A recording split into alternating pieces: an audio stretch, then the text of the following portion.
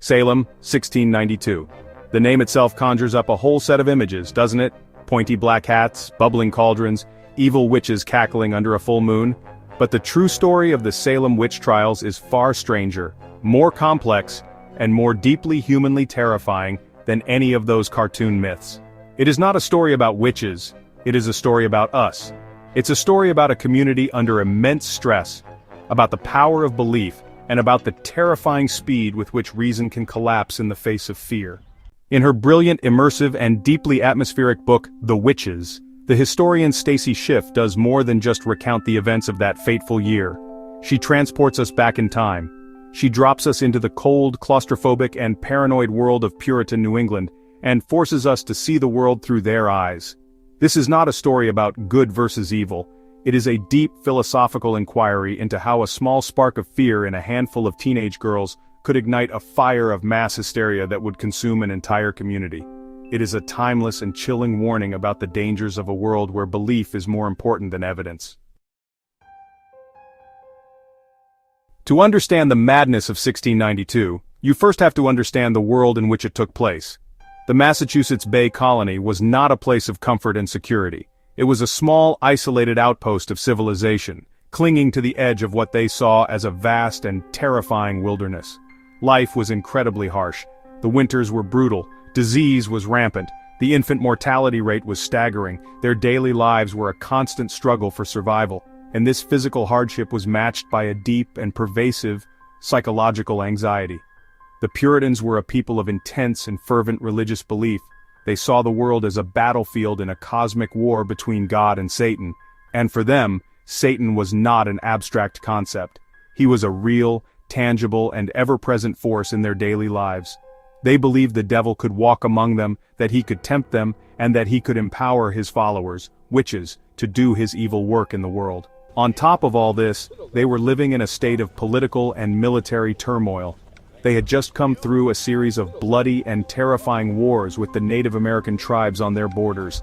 Their political charter from England was in jeopardy. They felt like a people under siege, surrounded by enemies both visible and invisible. And in this world, women, particularly young women, had almost no power. They lived in a strict patriarchal society where their lives were completely controlled by their fathers and their husbands. Their primary duty was to be silent, pious, and obedient. This was the world of Salem Village in the winter of 1692. It was a cold, dark, and fearful place. It was a psychological tinderbox, filled with anxiety, repression, and a deep-seated belief in the supernatural. All it needed was a single, mysterious spark to set it ablaze. That spark was lit in the home of Salem Village's controversial minister, the Reverend Samuel Parris. In February of 1692, his 9-year-old daughter Betty and his 11-year-old niece Abigail Williams began to behave very, very strangely. The girls would contort their bodies into impossible shapes. They would make strange, choking, animal-like sounds. They would complain of being pricked and bitten by invisible pins. They would have terrifying fits and visions. A local doctor was called, and being unable to find any physical cause for their ailments, he made the diagnosis that was both the most terrifying and the most logical in their worldview. The girls were under an evil hand. They were bewitched. The question then became, who was bewitching them?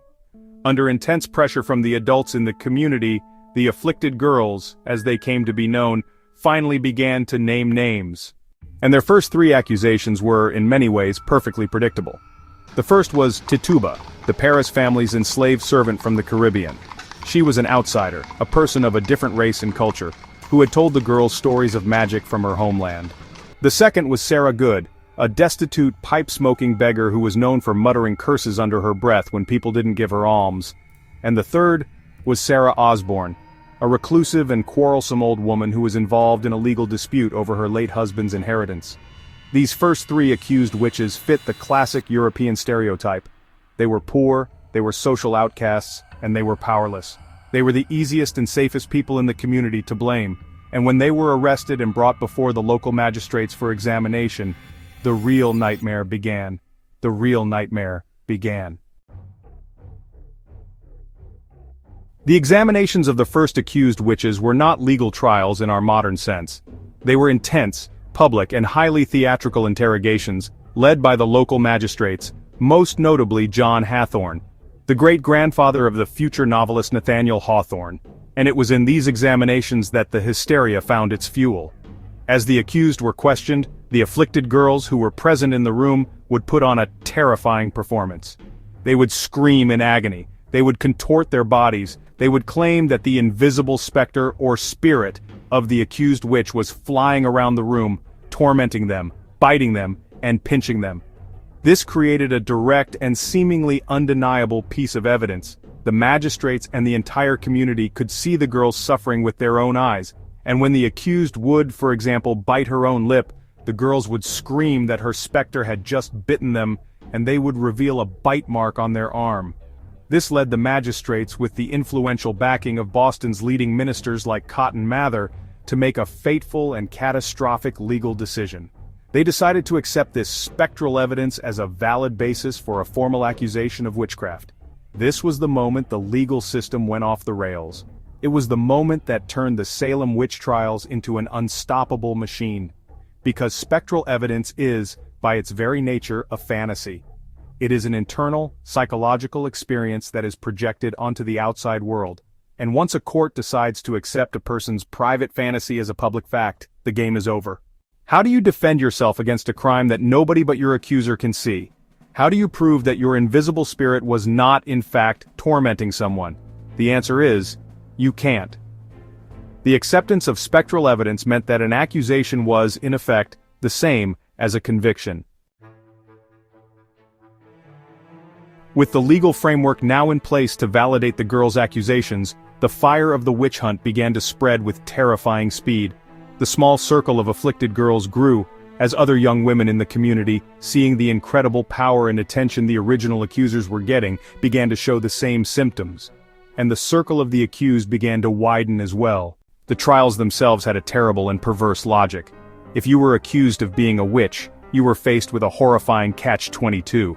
If you maintained your innocence, if you stood on the truth and refused to confess to a crime you did not commit, you were almost certainly going to be found guilty and executed. The first person to be hanged, a woman named Bridget Bishop, was a woman who insisted on her innocence to the very end. But the court offered another way out. If you confessed to being a witch, if you admitted your guilt and threw yourself on the mercy of the court, your life would likely be spared. But there was a catch. A good confession required details. And the most important detail the court wanted was the names of the other witches in your coven. This created a perverse and irresistible incentive to lie. To save your own life you had to confess, and you had to accuse your neighbors. And so, the accusations began to spiral outwards. People began to use the trials as a way to settle old scores, to get rid of personal enemies, or to get their hands on a neighbor's property. The accusations moved beyond the initial social outcasts and began to target respected and pious members of the community, like Rebecca Nurse, an elderly and universally beloved grandmother. Schiff's book does a masterful job of recreating the claustrophobic, paranoid atmosphere of this period. It was a world of whispers, of rumors, of neighbors spying on neighbors. No one was safe. A single, resentful accusation from a teenage girl could be enough to land you in chains, facing the gallows. For 9 terrifying months, the community of Salem was consumed by this self-perpetuating fire of accusation, confession, and execution. The doubters, and the end of the delusion. So how did the madness finally end? The delusion did not collapse because of a sudden return to reason. It collapsed under the weight of its own absurdity.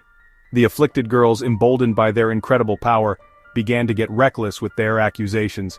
They began to accuse people who were simply too powerful and too well-respected to be believable targets. They accused the wives of wealthy Boston merchants.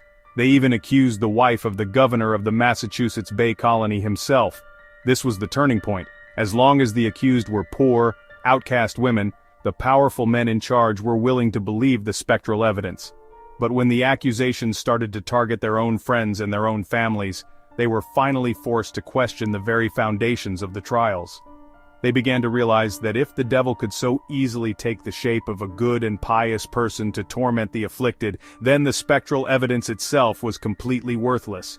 Influential ministers like Increase Mather, the father of Cotton Mather, began to write and preach against the use of this unreliable evidence. The governor, prompted by the accusations against his own wife, finally stepped in.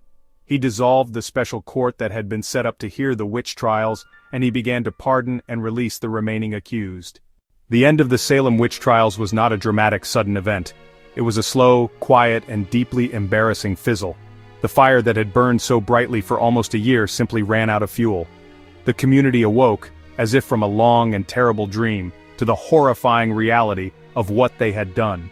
In the end, 19 innocent men and women had been hanged, several others had died in prison, and one man had been pressed to death with heavy stones for refusing to enter a plea. The social and psychological scars on the community would last for generations. The final message of The Witches is not just a story about a strange and distant historical event. It is a timeless and deeply relevant cautionary tale. It is a story about the dark side of human nature, about our capacity for groupthink, for fear-mongering, and for abandoning our critical faculties in the face of a compelling and terrifying narrative. It's a philosophical mirror that shows us how easily a society, any society, can become untethered from reality. It is a powerful and urgent reminder of the fragility of reason, of justice, and of the rule of law. It's an inquiry into the anatomy of a mass hysteria. If you believe we must study the darkest moments of our past to protect our future, then you are in the right place. Welcome to Geeky Philosopher. Subscribe, and let's continue to explore the vital, philosophical lessons of history.